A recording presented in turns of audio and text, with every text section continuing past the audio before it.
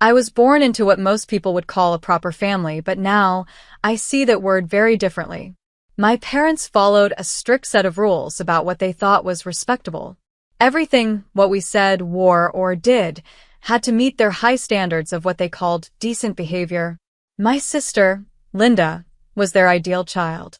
She knew exactly how to follow their rules and played along perfectly. She always said the right things, wore the right clothes, and even dated the right boy from the right family. She helped organize church events and agreed with everything Mom and Dad said, making her the daughter they always dreamed of. I, on the other hand, saw through the act pretty early. Our house felt like a stage, with my parents as the main actors. In public, they acted like perfect pillars of the community. Dad always wore his tie perfectly, and Mom picked out her church outfits with care. They never missed a community event, donated to all the right charities, and made sure everyone noticed their generosity. But as soon as the audience left, their masks came off. Our living room became what I secretly called the gossip chamber. Mom's friends would come over for coffee, and that's when the real show began. "Did you see what the Hendersons wore to church?" Mom would say, stirring her coffee with fake disapproval. "And their daughter, running around in those shorts? Someone needs to teach them about modesty." Dad wasn't any better. He'd chime in with comments about other people's jobs, cars, and houses, always pretending to be concerned. Poor Mark Cuban, trying to keep up appearances with that new car. "Everyone knows his business is struggling," he'd say with a sly tone. The person they judged the most, though, was my Aunt Elizabeth, Dad's sister. She was everything they weren't, and I loved her for it. Aunt Elizabeth was an actress and had real success in theater and musicals. She lived her life the way she wanted. Whenever she visited, it felt like someone had opened a window in our dull, stiff house, letting in fresh air and light. She always brought thoughtful gifts that showed she cared about what people actually liked. Mom and Dad would accept her gifts with polite smiles and proper thank you, but as soon as her car drove away, their real thoughts came out. "Can you believe she's still dating at her age?" Mom would say, making air quotes with her fingers. "Living in sin. That's what it is. No husband, no children. What kind of life is that for a woman?" Dad would join in too, holding up one of her gifts. "With all that theater money, you'd think she could afford something nicer. But no, she spends it all on herself." They would complain about how much money she must be making, how she wore expensive clothes but gave them cheap presents, and how she was setting a bad example by focusing on her career instead of starting a family. It was like they had a long list of criticisms ready to share the moment she left. I was 7 when something happened that changed the way I saw things. It was one of those regular afternoons at our house. Mom was hosting her weekly tea with her group of friends. I was playing quietly with my dolls in the corner of the living room, where they thought I couldn't hear them. They started talking about Aunt Elizabeth again. "She's nothing but a loose woman," Mom said in a low, whispery voice she used when saying the meanest things. Her friends nodded, making little shocked sounds, but clearly enjoying the gossip. I sat there, holding my doll, completely still. Those words stuck in my mind, and I couldn't stop thinking about them, trying to figure out what they really meant. I'd heard Mom and her friends call Aunt Elizabeth many names before, but this one was new. The way they said it sounded awful, but I didn't understand why. It stayed in my mind for weeks, bothering me. When Aunt Elizabeth visited next, I waited until we were alone in the kitchen. She was helping me reach the cookie jar on the top shelf, just like always. "Aunt Elizabeth," I said, playing with my cookie. "What's a loose woman?" "That's what Mom and her friends call you when you're not here." The cookie jar almost slipped from her hands. She set it down carefully, but I noticed her hands shaking. Her face showed so many emotions at once.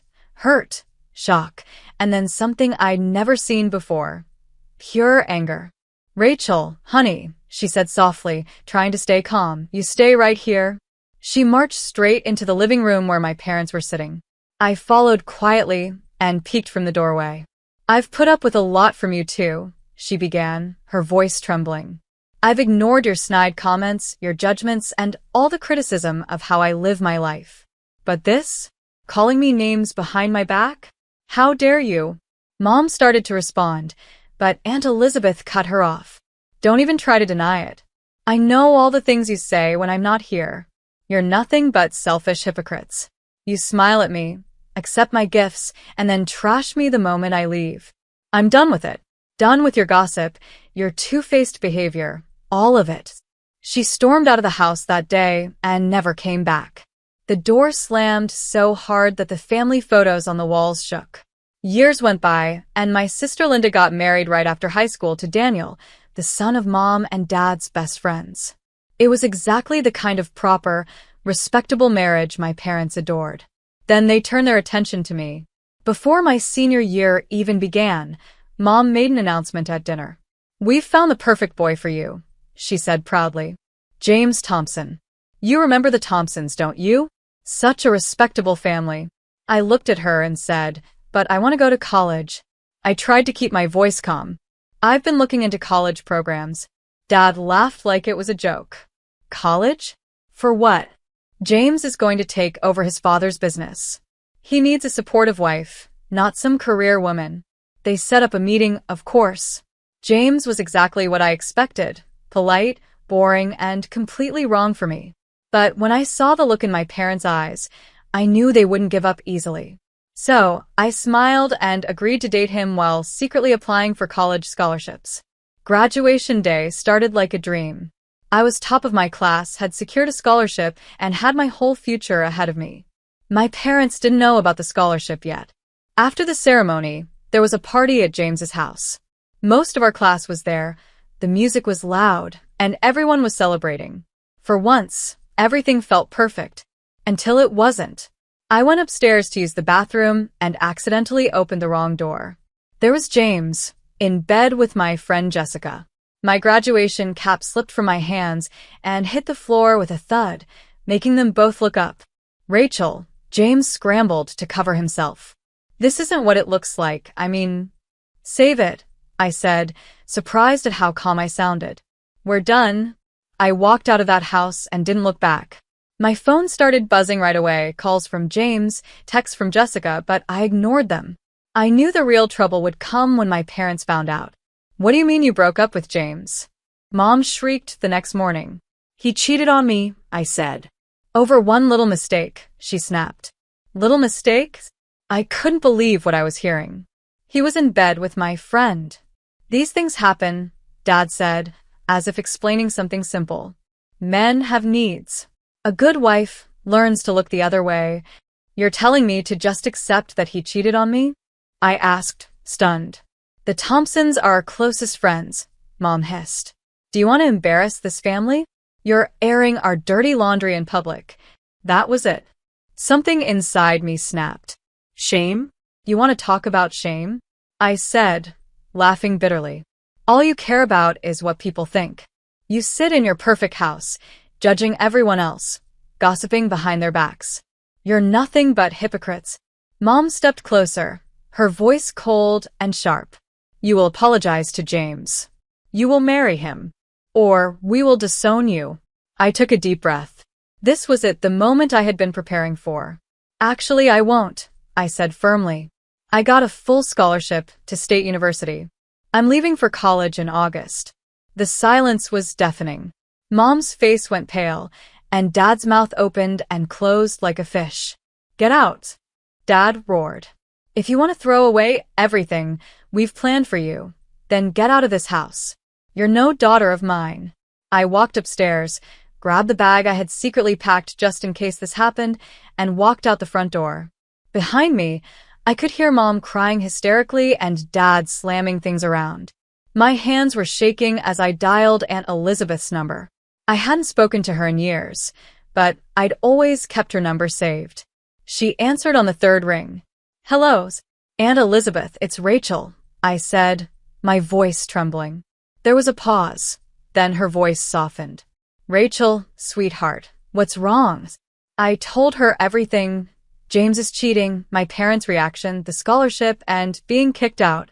The words spilled out between sobs I hadn't realized I was holding back. "Where are you right now?" she asked when I finished. "Standing outside their house," I said quietly. "Stay there. I'm coming to get you." It was about an hour's drive, and true to her word, exactly 2 hours later, Her red convertible pulled up to the curb. She jumped out and hugged me tightly, not caring that my tears were soaking her silk blouse. Aunt Elizabeth's house in the neighboring town was just like her, bright, welcoming, and full of personality. Theater posters lined the walls, and the cozy furniture made you want to sit and stay. It was everything our cold, lifeless family home wasn't. "Make yourself at home," she said, leading me to a guest room. "This is your space now, for as long as you need it." That night, over mugs of hot chocolate topped with extra marshmallows, I told her the whole story in detail. She listened quietly, nodding every now and then but never interrupting. When I finally finished, she smiled and said, "You remind me of myself at your age, standing up to them, choosing your own path." "I'm proud of you, Rachel." "Really?" "Proud of me?" I asked hesitantly. "You don't think." "Selfish," she laughed gently.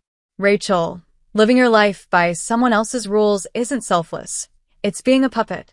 You need to write your own story." The weeks before college started turned out to be some of the best of my life. Aunt Elizabeth helped me set up a laptop and taught me how to find freelance writing jobs online. "Everyone needs content these days," she said with a grin. "Might as well make some money while you're waiting for school to start." I spent my days writing articles about everything from pet care to travel tips. Evenings were for watching old musicals or reading scripts together.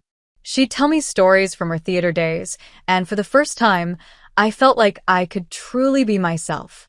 When August came, Aunt Elizabeth drove me to college. She helped me carry my boxes to the dorm, arranged my desk just right, and even made my bed with new sheets she had bought for me. Before leaving, she hugged me and said, "This is your adventure. Make it count." I dove into my business management classes, determined to make her proud. We talked almost every day. She wanted to know all about my classes, roommates, and life on campus. My parents and Linda, though, radio silence. Aunt Elizabeth would sometimes pass along updates she'd heard. "Your sister had another baby," she mentioned during one of our weekly calls. "Her third. They named him Daniel Jr." I just shook my head and changed the subject to my upcoming midterms. Linda had chosen her path, just as I'd chosen mine. Sometimes, I wondered if she was truly happy being the perfect daughter, wife, and mother, or if she ever dreamed of something more. After graduation, I accepted a management position in Aunt Elizabeth's city. It felt natural. I couldn't imagine being far from her. The job was great, my career was off to a strong start, and best of all, I got to spend almost every weekend with Aunt Elizabeth. Friday brunches became our tradition. She'd tell me about her latest theater projects. She was directing community plays now, passing on her love of the stage to a new generation. Sometimes, we'd spend whole weekends binge-watching old movies or attempting fancy recipes from cooking shows. Then came the news. One Friday morning, she sat across from me, her hands wrapped tightly around her coffee mug. "Stage 4, she said softly. "They say I have a few months, maybe less." I moved in with her that same day. Between work and taking care of her, the days blended together.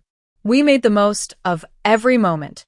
She insisted on teaching me her secret recipes, shared stories from her younger days, and made me promise to keep living boldly. She passed away quietly on a Saturday morning, holding my hand. The theater community turned out in full force for her funeral, actors, directors, and students from her workshops. The church was packed with people whose lives she had touched. But the 3 empty seats in the front row stood out. My parents and sister hadn't come, even though I had sent them all the details. A week after the funeral, the notary called me to his office. "Your aunt was very clear about her wishes," he said, sliding some documents across the desk.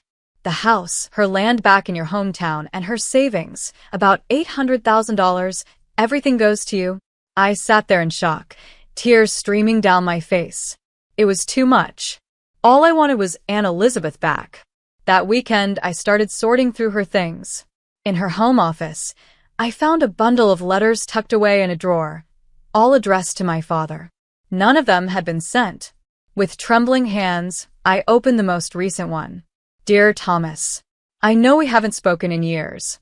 The doctors say I don't have much time left, and I keep thinking about family and reconciliation. Remember when we were kids and you used to protect me from the neighborhood bullies? I miss my big brother. I know we've chosen different paths and lived different lives. Maybe we've both been too stubborn, but life is too short for pride, isn't it? I hope someday you'll understand that I loved you all, even when we disagreed. Even when it hurt. Your sister, Elizabeth. The letter was dated just 3 weeks before she passed. She never sent it. She never got the chance to make that final attempt at peace. I carefully folded the letters and placed them back in the drawer. My dad hadn't even come to say goodbye to his own sister. He had chosen his pride over family one last time. Life keeps moving forward, ready or not. 3 years after Aunt Elizabeth passed away, I was still living in her house, my house now, and throwing myself into work. The promotion to senior manager came with a corner office and a salary that would have blown my younger self's mind. Then one day, my phone rang. Mom's number flashed on the screen. It was the first time I'd seen it in years. My hand hovered over the decline button, but something made me answer. Rachel. Mom's voice sounded smaller than I remembered. We need to see you. Can you come? That weekend, I drove back to my childhood home. The sight of it stopped me in my tracks. The once perfect house was now falling apart, peeling paint, sagging gutters, and a lawn overrun with weeds. This wasn't the showcase home I remembered. Inside was even worse. The furniture was worn, the carpets threadbare, and my family looked just as tired. Mom was gray and exhausted. Dad sat slumped with defeat written all over him, and Linda was curled up on the couch, her 2 kids clinging to her. Her eye was bruised, poorly covered with makeup. Daniel turned violent, Linda whispered, avoiding my eyes. I had nowhere else to go. The irony hit hard. Daniel, the son of Mom and Dad's perfect friends, the respectable match they had chosen for Linda, had shown his true colors. We were wrong, Rachel, Mom said, tears streaming down her face. About everything. About forcing you to be with James, about college, about you. Dad nodded, though it seemed painful for him to admit. We shouldn't have tried to push either of you into those marriages. Look where all our focus on reputation got us. They explained how Dad's business had failed and how their so-called friends had abandoned them when things got tough. They couldn't even afford to fix their leaking roof. I pulled out my checkbook and wrote them a check for $20,000. For repairs, I said simply. No strings attached. After that, I started visiting regularly. I always brought something, groceries, clothes for the kids, or new appliances when theirs broke down. My parents seemed grateful. Maybe it was genuine. I tried not to overthink it. One night, as I sat looking at Aunt Elizabeth's photo on my mantel, I made a decision. The land she'd left me in my hometown was just sitting there unused. The next day, I called an architect. I need a house, I said. I told the architect, something big enough for a multi-generational family, 3 bedrooms minimum. Plenty of play space for kids, and a proper kitchen for family meals. The plans she drew were perfect, a modern home with everything my family could need. I hired the construction crew that same week and made them promise to keep it a secret. Every time I visited my parents, I'd notice their old house falling apart more and more, and I'd smile to myself, knowing what was being built just across town. As the new house took shape over the months, I started noticing something else, a pattern I should have seen sooner.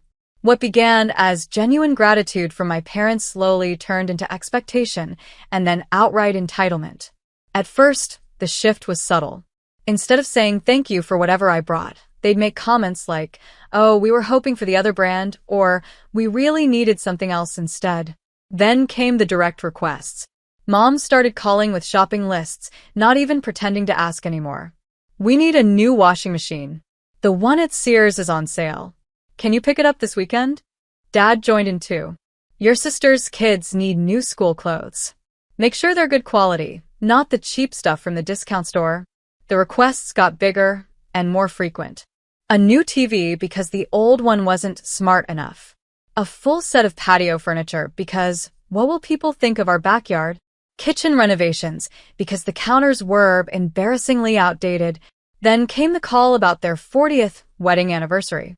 They were planning a big celebration at Loom, the fanciest restaurant in town. All their old friends, the ones who had supposedly abandoned them, were invited and back in the picture. I thought it would be the perfect time to surprise them with a new house. The construction was finished, the interior was decorated, and everything was ready for them to move in. But a week before the party, Mom called. "Rachel," she said, skipping any greeting, "your father and I have been talking. For our anniversary, we need a new car. It's $7,000. I nearly dropped my coffee mug. "Excuse me? Well, we can't keep driving that old Toyota," she said matter-of-factly. "What will people think? And you're doing so well now. Surely you can afford it." "Mom," I said, stunned. "I already have a gift planned for you and Dad," I said, trying to stay calm. "What could possibly be more important than this?" Mom's voice turned sharp. "We're your parents. We sacrificed everything for you. The least you can do is make sure we have a decent car." Lumzone was exactly the kind of place my parents loved: crystal chandeliers, white tablecloths, and perfect for showing off to their social circle. I walked in carrying the house documents in a silver gift envelope, my heart racing despite the tension from Mom's recent demand. The celebration was already in full swing. I spotted them right away. Mom in a new dress, probably bought with my money, and Dad smiling proudly at their gathered friends. Linda sat quietly with her kids. The old crowd was there too, the same people who had supposedly abandoned my parents during their hard times. Mom saw me first. Instead of her usual fake smile, her face hardened. She leaned over and whispered something to Dad, who turned to look at me with the same cold expression. Well, Mom said loudly, her voice carrying across the restaurant. "Look who decided to show up." I froze halfway to their table, feeling every eye in the room turn toward me. "Mom, Don't mom me," she snapped, standing up. "How dare you come here after refusing to help your own parents? After everything we sacrificed for you?" Dad joined in, his face red with anger. "We only asked for one thing. One simple thing, to make your mother happy on our anniversary. But no, you're too selfish. Too busy counting your money to care about your family." I stood there, stunned, as the room started to spin slightly. "Is this how you raised your daughter?" one of their friends asked, clearly enjoying the drama. "To disrespect her parents like this? She's no daughter of mine," Mom declared loudly. "A real daughter would have bought her parents the car they needed. Instead, she shows up here empty-handed to ruin our celebration." Empty-handed? I finally found my voice. My hands were shaking as I pulled out the envelope. "You want to know why I didn't buy you that car?" "We don't want to hear your excuses," Mom snapped. "Just leave. You're embarrassing us in front of our friends." I looked around the room. Their smug friends stared, enjoying the show. My sister avoided my eyes, her head down. My parents looked more concerned about their image than anything else. In that moment, I saw Aunt Elizabeth standing in our living room all those years ago, facing the same judgment, the same cruelty. "I spent the last year building you a house," I said, my voice steady and clear. "A beautiful 4-bedroom home on Aunt Elizabeth's land. Space for everyone, you, Dad, Linda, and the kids. I was going to surprise you today." The color drained from their faces. Mom's mouth opened and closed, but no words came out. "But now I see Aunt Elizabeth was right about you both. You haven't changed at all. You're still the same selfish, image-obsessed hypocrites who care more about impressing your friends than being decent people." I held up the envelope with the house documents and, slowly, tore it in half. The sound seemed to echo in the sudden silence. "The house is mine now. And so is my life. I'm done trying to buy your love." "Rachel, wait," Dad started, but I cut him off. "No. I watched you drive Aunt Elizabeth away with your cruelty. I watched you force me and Linda into loveless marriages because you cared more about appearances than our happiness. And now, I've watched you try to humiliate me in public because I wouldn't buy you an expensive car. I'm done watching." I dropped the torn envelope on the table. "Happy anniversary. I hope your reputation keeps you warm at night." With my head held high, I walked out, ignoring their calls behind me. My phone started ringing before I even reached my car. Then the text started: Mom, Dad, Linda, even their friends, all suddenly realizing what they had lost. I blocked them all. I never saw my parents again. Occasionally, I'd hear things through the grapevine about how they lost their house, how Linda struggled to raise her kids alone, how their friends abandoned them again when the money ran out. But those weren't my stories anymore.